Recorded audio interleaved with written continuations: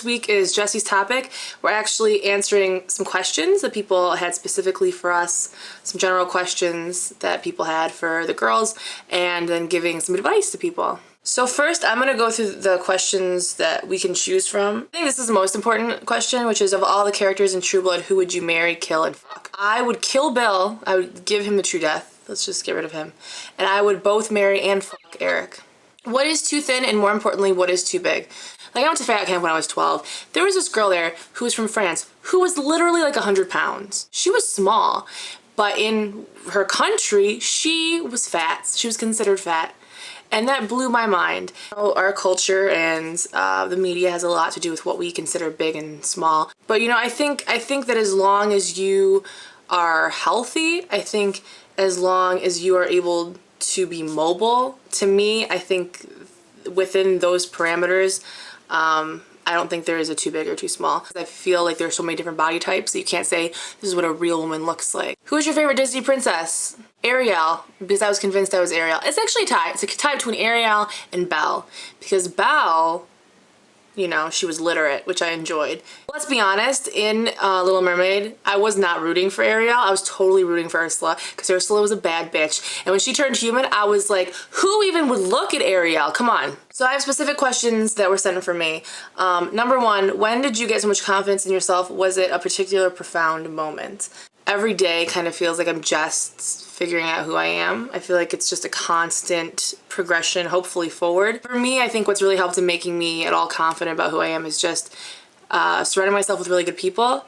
Because when you surround yourself with really good people who love being your friend and love interacting with you, I think it kind of helps you build up your self-esteem and feel like, okay, there's something here that other people find engaging and want to be around. Once you develop a trust in yourself, I think that you start to gain confidence. What has been the best moment of your life other than being on Ellen?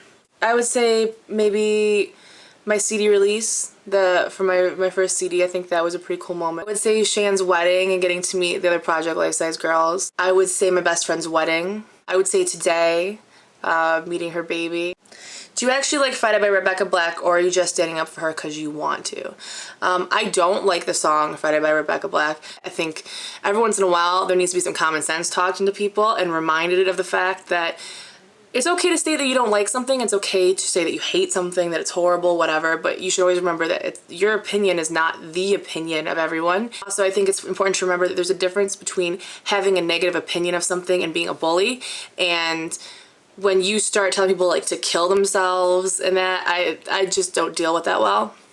So this person says, a friend of mine and I were discussing PLS, which I love dearly, and she had a sort of interesting take on the channel, and I'd like to know your thoughts. She said essentially, people who are overweight shouldn't be looking for fat acceptance, but to encourage others to get to a normal body size, even if that's a little curvier.